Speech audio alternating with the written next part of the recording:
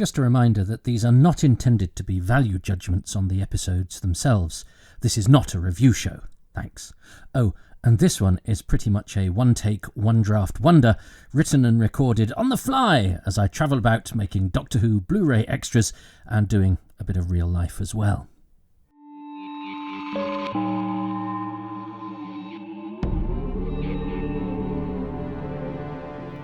Welcome to Indefinable Magic. Thinking and talking about that show that everyone has heard of, whether they watch it or not. Written and presented by me, Toby Haydock. In these bite-sized editions, I'll be inspired into some sort of chit-chat by the most recent episode of Doctor Who in a splurge written pretty much immediately after watching it.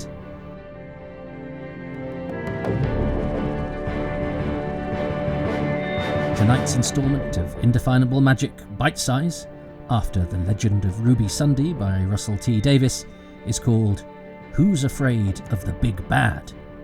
Woolf.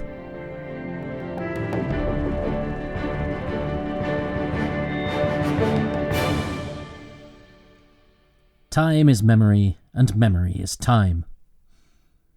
I was so saddened by the death of William Russell earlier this month. It always felt brilliant that we had in him a connection with the very first episode of the show. I know he's not the only one, but at 38, when he first appeared in Doctor Who, he always seemed like a grown-up. In fact, even though I'm 50 now, I still consider Ian Chesterton in the 60s to be older than I am. It was lovely, but incredible that he was on hand to celebrate Doctor Who's 50th anniversary, and so miraculous when he returned to the show itself on the cusp of its 60th. Still being alive is one thing, but turning up on screen amongst a bevy of other regulars at a Time Travellers Anonymous meeting at the end of The Power of the Doctor, well, that was a special treat, and one that had been a long time coming. I remember the thrill of the Brigadier's return in Mawdryn Undead. I was no fan of the Davison era when I was young and stupid, but Mawdryn Undead had a special allure because it was tied to the past, even if it was one that potentially mucked up the show's dating history. It had the Brigadier from the olden days, and it had some clips from past episodes. That was enough to make it worth watching rubbish modern Who for. Of course, its lustre was momentarily diminished sometime afterwards when I read in Doctor Who magazine that the original plan had been to bring Ian back, not the Brigadier. Now, I love the Brigadier and Nicholas Courtney, but as he was in The Five Doctors, a part of me yearned for Ian to have been in Mawdryn Undead in the Brigadier's stead, because Doctor Who fans being moaning minis who can't have a nice thing without whinging about that other nice thing that they could have had is not a new thing, despite what Twitter and modern commentators would have you believe. And much as I try to proselytise on these broadcasts any bad behaviour exhibited by Doctor Who fans, old and new, I've done it too. Probably worse. But back then, older, you see, was better. And the further back you stretched into Doctor Who's history, the better it was. I've been amused recently watching convention footage from the old days in which the panel interviewers are obsessed with asking contributors from past Who, would you come back to the series if asked? And trying hard to get them to say that it's not as good now as it was back in the day. Yeah, go on, William Ems, writer of Galaxy 4. We need you back to tear the creators of The Curse of Fenric a new one.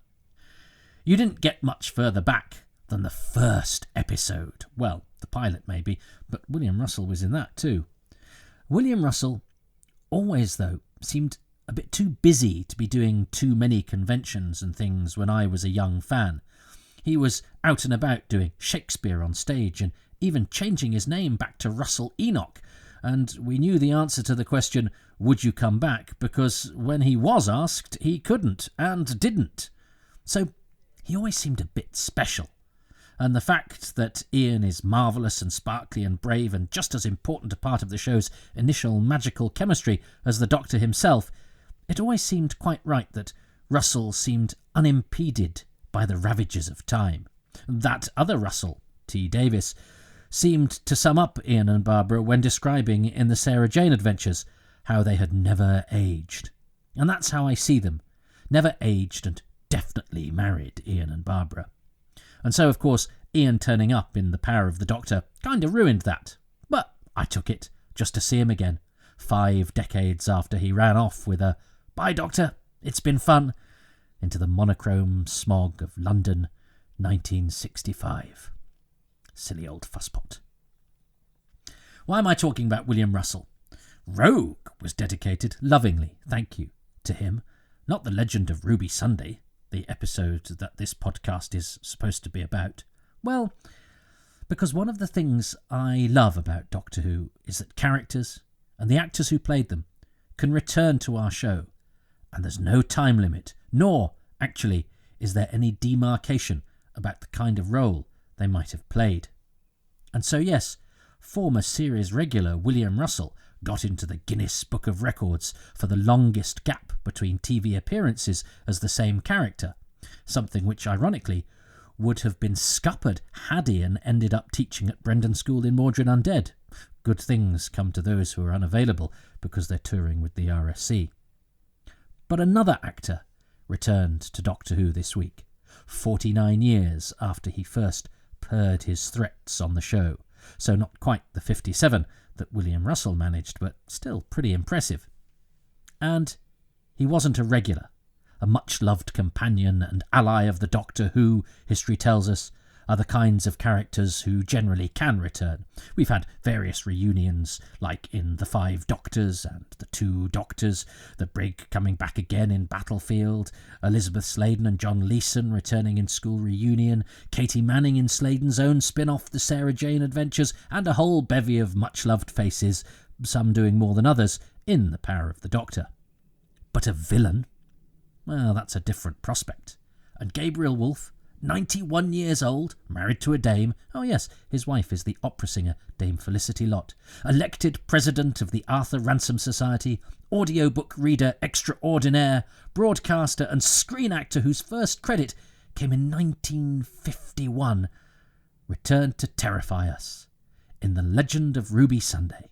And how bloody thrilled was I. And not just me. He trended on Twitter. A legend, renewing his evil vows well after his character's own Ruby anniversary. This isn't Woolf's first return to Doctor Who, of course. I still consider the surprise contribution as the voice of the Beast in The Impossible Planet to be a relatively recent return that, good Lord, is now nearly 20 years ago itself. Don't turn around, Toby. That's the past catching up. Back in 2006, I was thrilled when I picked up a copy of the Radio Times and saw him credited therein. This hadn't been mentioned in Doctor Who magazine, I don't think, so this was a last-minute treat a few days before the broadcast of the episode itself. It felt very special. Not because it was Sutek. It wasn't, even though the Beast was cut from a similar satanic cloth, or shroud, but because it was a much-loved actor being remembered by the production team of the new series and returned, welcomed back to the fold. I always like it when the new iteration of Doctor Who pays genuine deference to the old days. After all, they could have got any number of devilishly silken-voiced thesps into a studio booth for an afternoon. Struan Roger or Anton Lesser could have been hauntingly beastly in their sleep. But the link to Doctor Who's past made the Woolf in Beast's clothing extra special for the small number of viewers who would have made the connection. And the performance, it justified it. That scene in which the Beast taunts Toby is as scary as Who has ever got as far as this viewer is concerned, and that's not just because he's saying my name. I've had the pleasure of meeting Mr. Woolf as well. He was a great turn on stage. He'd written down some of his most memorable Sutek lines to recite for the fans because he knows what he's doing and he had an inkling that they'd lap it up. And he wasn't wrong. But offstage, he confessed to being a bit baffled by the appeal of Doctor Who. I hesitated to say that it was because your evil is my good, and it made my admiration of his game contribution to the interview panel go up even more. When bringing Sutek back for this week's all-important episode of Doctor Who, the production team could have painlessly recast without causing offence to a nonagenarian who would doubtless be more than happy just putting his feet up and not trying to turn the universe to dust. But paying homage to the olden days whilst trying to make the show as current and modern as possible is part of what makes Doctor Who so special to me. Because Doctor Who for me isn't just about the stories. It's about the people, those names in the credits, on the spines of books, in the production documentation. Dreamweavers all. The actor Edward Kelsey went to his grave famous as the man who played Eddie Grundy in the long-running radio soap The Archers, but he was very chuffed when I told him that his Doctor Who claim to fame was that he was the first actor to appear in the flesh in episodes of 2 different Doctor Who incarnations. His turn as Resno in The Power of the Daleks, after his earlier work as a slave trader in The Romans, giving him this unique place in the show's history. And so, when Doctor Who was resurrected in 2005, it was only going to be a matter of time before someone from the old days of Who appeared, giving them their own unique claim to fame. It was no surprise to me that turned out to be a Welsh actor. That first season admirably used a lot of local talent, and so the honour fell to William Thomas, killed off in the pre-titles of Boomtown, but there long enough to add to his appearance as the Undertaker guarding the Hand of Omega, Martin, in remembrance of the Daleks. Neither massive parts, which shows how lucky we are, as Thomas has been a leading actor in a number of TV series and films, and he has a lovely part in the current BBC hit Lost Boys and Fairies. Check that out. And in the Whoniverse, he's much more prominent as Gwen Cooper's father in the various episodes of Torchwood. But nonetheless, those 2 small roles, they make him part of TV history. That's an actor's life. Some parts big, some small, and if you're lucky, some with a unique aspect to them that will only be known to a small number of people, and people who are nerds like you and me. But so what? An actor's life has its fair share of rejection and disappointment. Doing something unique is a quirky reward for perseverance. Thomas beat his competition, by the way, by an episode, though Nisha Nair might have been ruled out on a technicality as she was an uncredited Kang extra in Paradise Towers prior to her appearance in the show as the female controller in Bad Woolf. I'm sure had she appeared in an episode prior to Thomas's appearance in the new series, there would have been furious arguments about who counts or not, so thank goodness she didn't, because I'm not here for arguments. I'm here to celebrate wonderful things, the bizarre connections and strange patterns, the ripples, and to take a quote from the episode of classic Doctor Who that William Thomas first appeared in, the ripples merge, rebound off the banks in unforeseeable ways.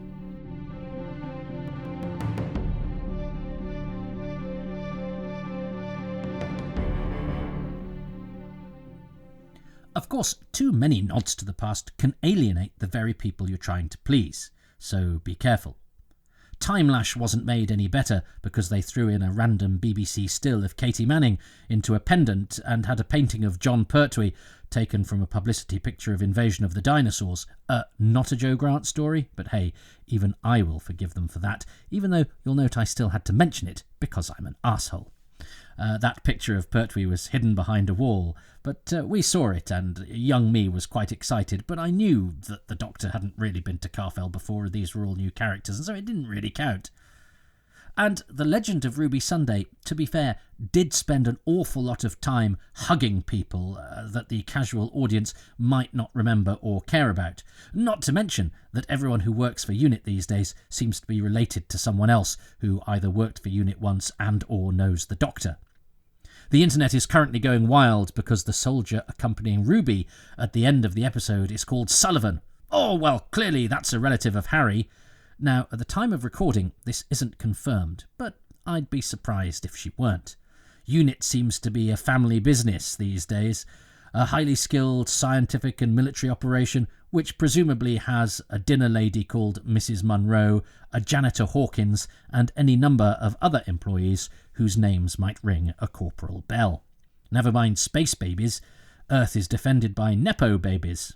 I mean, is everyone there? Oh, apart from the old Doctor Who, of course, who, instead of being intrigued by Susie Sutek, is instead putting his feet up and presumably saying, "Sorry, I've retired," every time an alien spaceship zooms over London, or Rose gets back from work and tells him that there's danger afoot.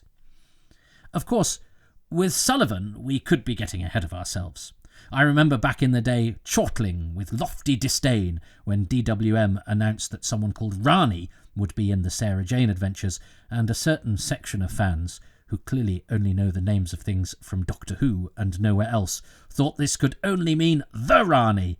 And, to be fair, even the popular press put two and two together and thought it more likely that Yasmin Finney would inexplicably be playing Rose Tyler rather than, say, any number of other people who might be called Rose, which is, after all, a name that a lot of people are called. But no, it must be that one, even though there's very little logical reason for the character changing colour and age so drastically. And of course, though actors do change, sometimes those associated with a much-loved role pass away, or sometimes they aren't available. Some actors return to the show playing different parts. William Thomas's debut, Remembrance of the Daleks, is full of lovely alumni of episodes gone by.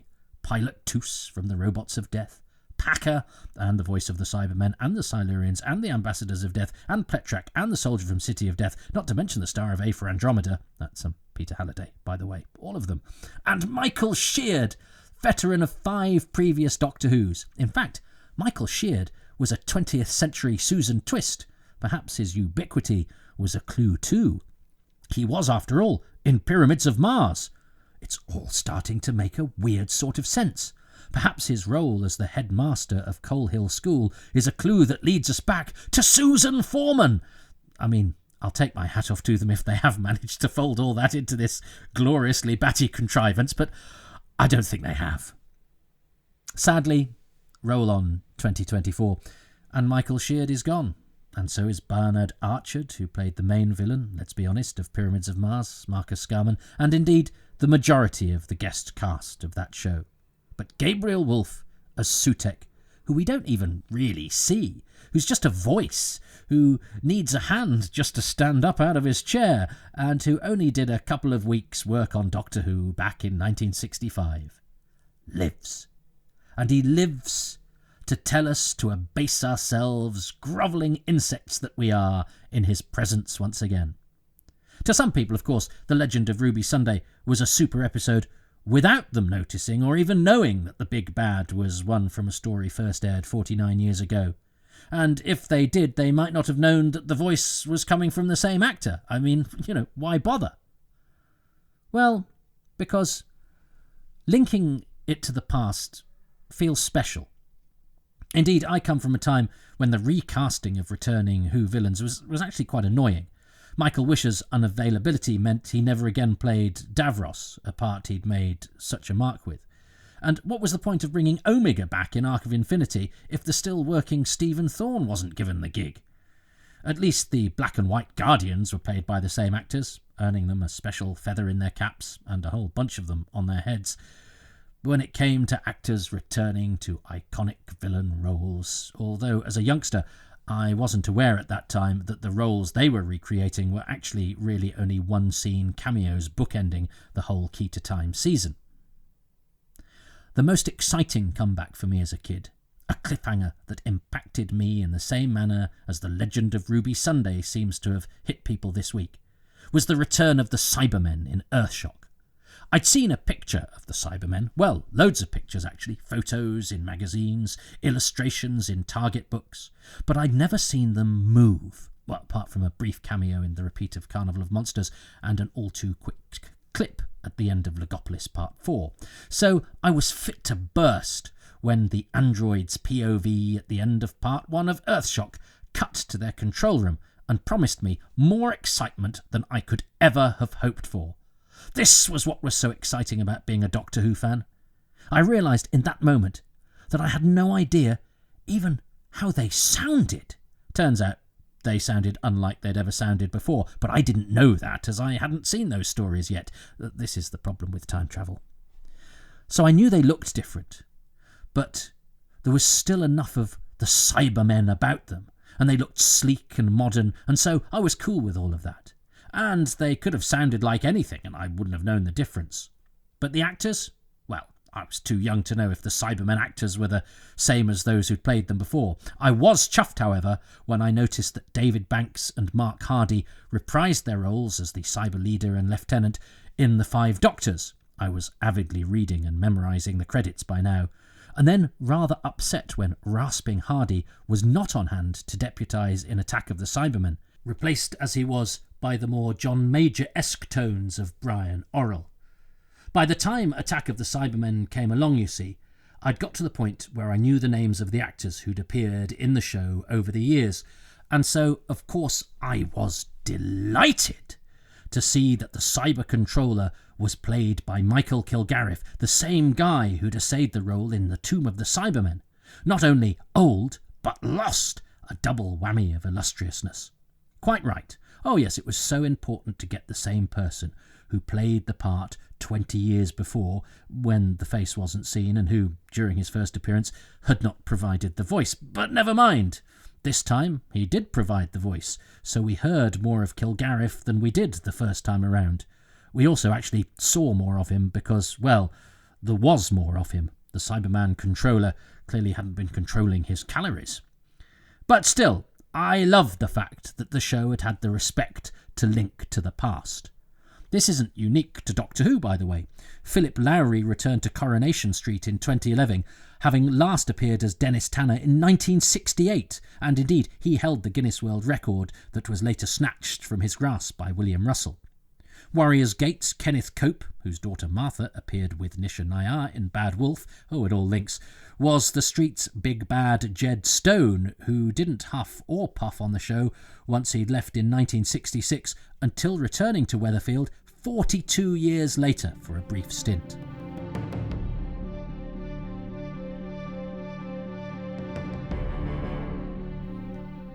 In terms of Who, it's been lovely to see Pauline Collins return to the fold as Queen Victoria in Tooth and Claw after nearly being a companion in 1966's The Faceless Ones. She set the record for the longest gap between actors playing different characters in the show, just beating that same season's Margaret John, a latter-day Faceless One herself, as she was Granny in The Idiot's Lantern, who'd briefly shone as Megan Jones when battling the Fury from the Deep alongside Patrick Troughton years before. But Collins has since been dethroned, first by rebellious student Cully, the Dominator's Arthur Cox, when he popped up in the 11th hour, then by Donald Sumpter, whose career has been extremely illustrious between his turns as Commander Ridgway in The Sea Devils — he had also played Enrico Casali in The Wheel in Space — and Rassilon in Hellbent. And then, of course, there was another voice from the past that surprised us all when Izanne Churchman's unique falsetto wittering crackled through the speakers in Empress of Mars as the much-loved Alpha Centauri, 43 years after they'd last done so in The Monster of Peladon. Of course, Gabriel Woolf's return was kept a secret from us this time around, and to be fair, Sutek's convoluted name disguises have their fair share of competition in Doctor Who's early years, on-screen and off. They're not uniquely silly. The Master quickly ran out of foreign language equivalents of his title to disguise his identity under Unit's nose in the Pertwee era. We weren't far off. "Did you say Professor Ovladati? Don't you see, Joe? Ovladati is Croatian for Master." If only the Master had thought of going under the pseudonym, Martin Astor. That would have confused the Doctor for weeks. But never mind the heroes. What about the viewers? Early in the production team's history, they knew they had a special breed of the curious on their hands with Doctor Who viewers, and so, take a bow, Sidney Wilson. Wilson, of course, does not exist, and is a collage of the show's creators, Sidney Newman and Donald Wilson, a name used to hide the fact that evil murderer Kekillian was, in fact, the only other person in the Doctor Who story The Rescue, and played, as that person was, by actor Ray Barrett. In the 1980s, Anthony Ainley's many returns as the Master were often disguised by anagrammatical aliases, not all of them a bit racist, to the extent that James Stoker, aka Master's Joke, had to be settled upon to disguise the fact that the person who looked and sounded like Anthony Ainley doing a terrible French accent, whilst called a stram, an anagram of master, might be someone else in the King's Demons, presumably someone insinuating that any viewers who doubted Stoker's authenticity, that their mother was a hamster and their father smelt of elderberries. To be fair, Ainley's master started as he meant to go on, when as Tremas of Traken he was an anagram of master before actually becoming the master or having any reason to think that he might. Talk about nominative determinism. During this time, even though we were used to these anagrams hiding in plain sight, I have to admit to feeling a right wally when it took a friend of mine to point out, when I was very excited about the Emperor Dalek being listed as returning in Remembrance of the Daleks, that the actor playing him, Roy Tremelli, might just be a reconstituted version of Davros Thesp, Terry Malloy. Perhaps William Thomas had distracted me, timey-wimeying me in the wrong direction. Or maybe even Michael Sheard, the Sutek-adjacent Michael Sheard, who, hang on, in Remembrance of the Daleks, was playing Head Master. The Master! With a head. I mean, it's no less tenuous than Sutek.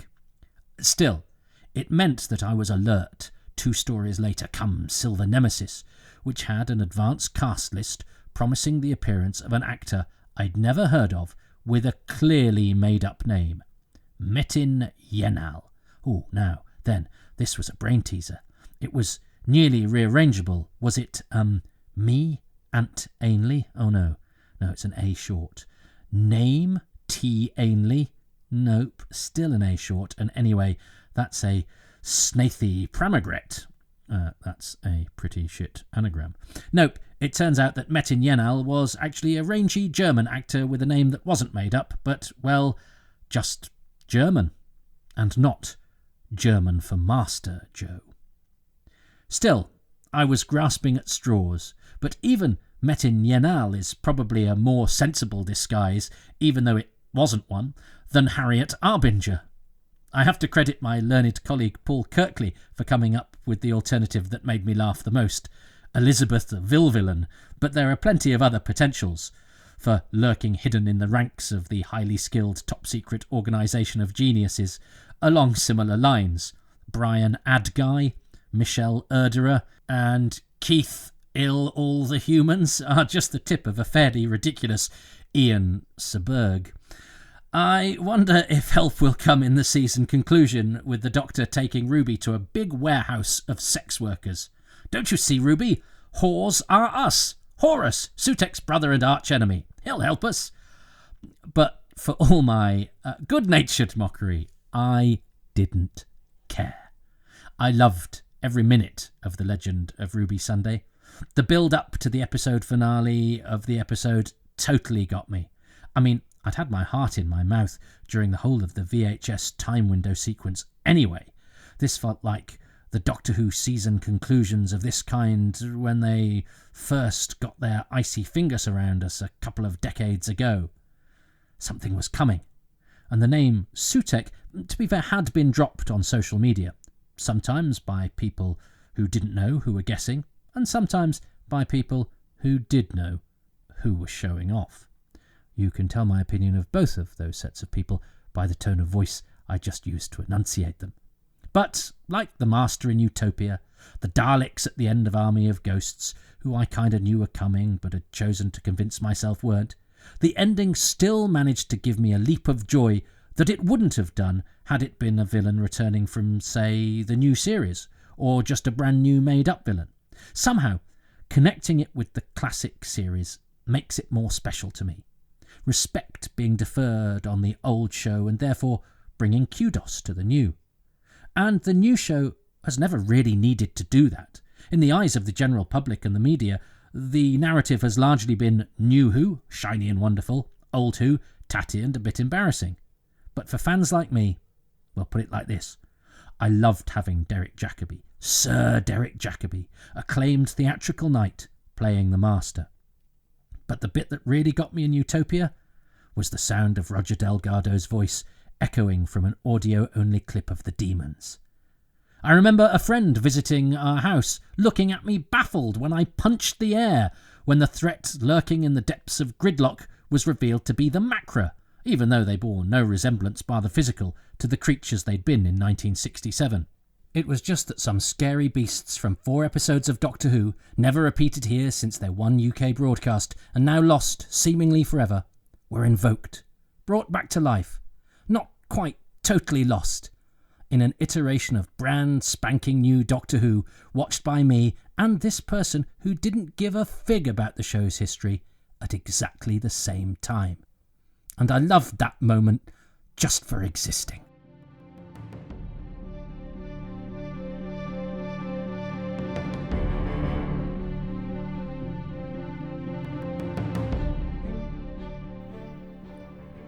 And, to be fair, the macro could have fitted much better into Gridlock than they actually did. Gridlock is a story, after all, in which duplicitous propaganda is disseminated via video screens, but this turned out to have no connection at all to the similar modus operandi of the deadly crabs on their first encounter with the Doctor. But I didn't mind. Just the name and the claws were enough, which is terribly hypocritical of me when, back in the day, I wanted returning enemies to be carbon copies of their originators. And I'm being hypocritical again, because it seems to me that the Sutekh of the Legend of Ruby Sunday isn't the Sutekh of old.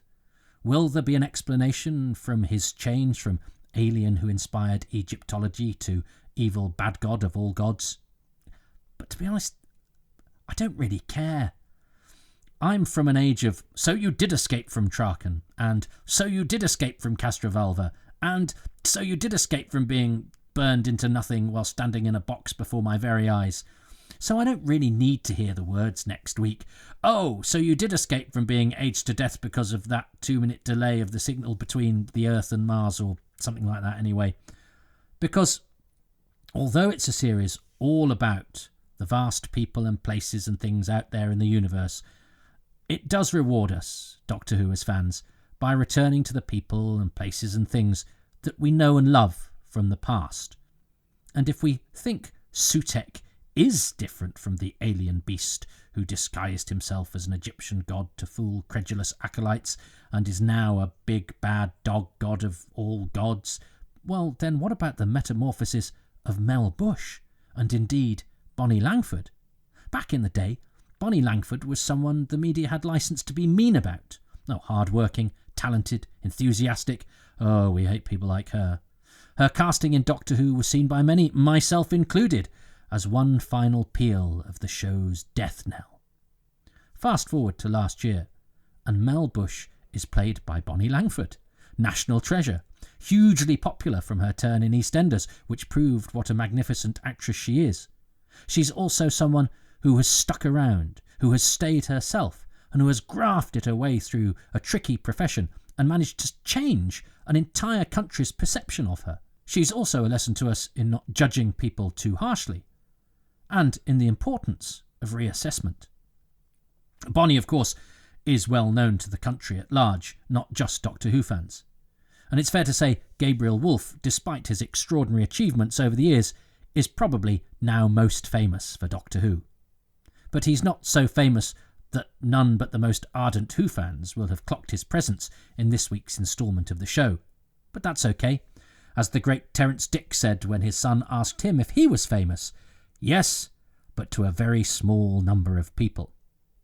But the love of a small number of people is not a bad thing to enjoy, and actually to give happiness to any number of people, the kind of happiness that can only be given to those who've endured, who've stayed faithful, and who've poured their time and love and childhoods and adulthoods into something.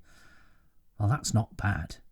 Especially when you consider television is a medium which so often languishes in the background of family chit-chat and is largely seen as disposable. Well, Doctor Who, it seems, doesn't dispose of anyone. And in their own ways, Bonnie Langford, Gabriel Woolf, and yes, William Russell are all legends. Legends of TV Saturdays. And the thing about legends is they are talked of forever, even if only by a small number of people.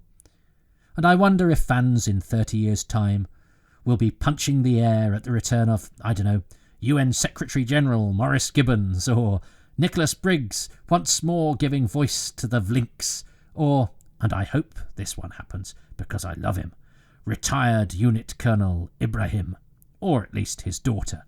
Yeah, that wouldn't surprise me. It's a special show, and that, to me, that can happen to someone who is a loved companion, a hated companion, or a voice actor who initially popped up for a fortnight's work, is my kind of magic.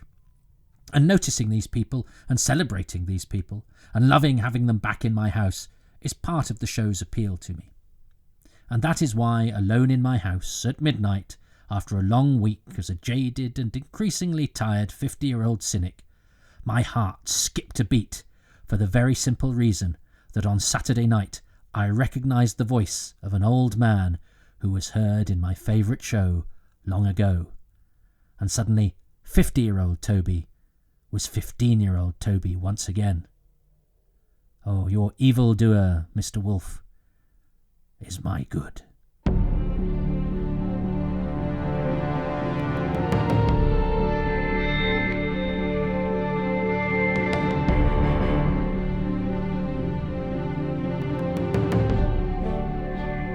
Thanks for listening to Indefinable Magic.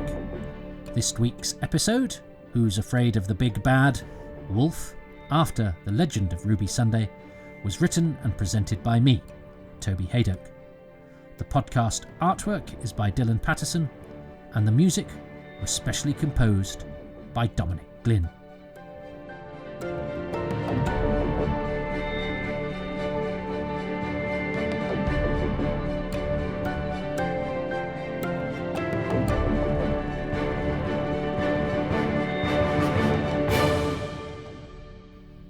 I'd like to thank the patrons who make these podcasts possible, and they include Graham Cluley, Mark Cockram, Charles Coffin, Simon Coling, Ben Cook, Martin Cook, Matt Corner, Leslie Coots, Ben Cowdell, Philip Craggs, Oliver Crocker, Sarah Krutzer, David Crew, Steve Cunniff, Dave Curran, Simon Curtis, Paul Philip Dahlgren, Matt Dale, Rob Dawson, Chris Davies, Hugh Davies, Robert Davies, Shanti Day, Ian Dean, Tim Dickinson, Sean Ditchfield, Drew, Andrew East, Jeff Edwards, Andrew Egan, Patrick Emery, Jonathan Evans, Bill Evanson, Simon Farquhar, Fleetboy and Mark Findlay Smith.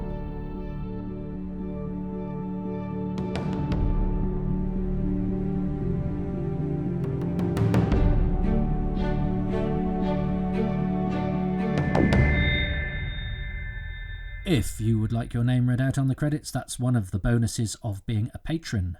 You can become one of those at patreon.com/Toby Haydock, where for as little as £3 a month you get advance releases, early edits, works in progress, behind the scenes, sneak previews of the various DVD and Blu-ray specials that I'm involved with, and all sorts of other goodies, including exclusive monthly AMAs and your very own podcast, Far Too Much Information, plus the usual podcasts are far in advance in terms of release of when they appear on iTunes and Podbean and Spotify and all those places. So plenty to be had from as little as £3 a month, and you get a 10% discount if you sign up for a year in one go. You can also do one-off contributions at ko-fi.com/Toby Haydock, but I'm mostly grateful to you for the fact that you listen to these, and if you enjoy them, I'd love it if you could just give me a little bit of your time by going to anywhere that you get these podcasts and giving them a 5-star rating and a few nice lines of review to entice other people into my web of intrigue and mayhem. I don't know why I've suddenly quoted that. Anyway, there you go. You can tell this is pretty much live. This is a one-take wonder, so forgive any blemishes herein. I'm currently in... I'm currently behind the scenes. I'm in the house of an ice warrior because we're filming something tomorrow. It's got nothing to do with ice warriors and nothing to do with the Doctor Who story that this ice warrior was in, but we're still doing a Doctor Who related thing. You won't guess what it is from that, but I've been very kindly put up by an ice warrior who's not in at the moment. He's had to go to a gig, so I'm in his house, but instead of stealing his family silver, I'm gearing up to watch Doctor Who at midnight tonight, the follow-up episode to the one that I've just riffed about. So that's why this is probably slightly different in sound quality. I did hear a dog earlier. It's not a Martian dog, it's just a dog from outside. And I'm not recording in my usual studio, and I've obviously not had time to do the normal sort of job I would do on the production of this. But hey, it's live and unplugged, and it's a different way of doing Indefinable Magic, but I hope it still managed to cast a spell. Please follow me on Twitter and go to my Facebook page and follow me there, and Instagram at toby.haydoke. And I hope that I've got one more of these in me. It's been a long old week, but I'm glad I managed to get this out just in time, and I hope you've enjoyed it.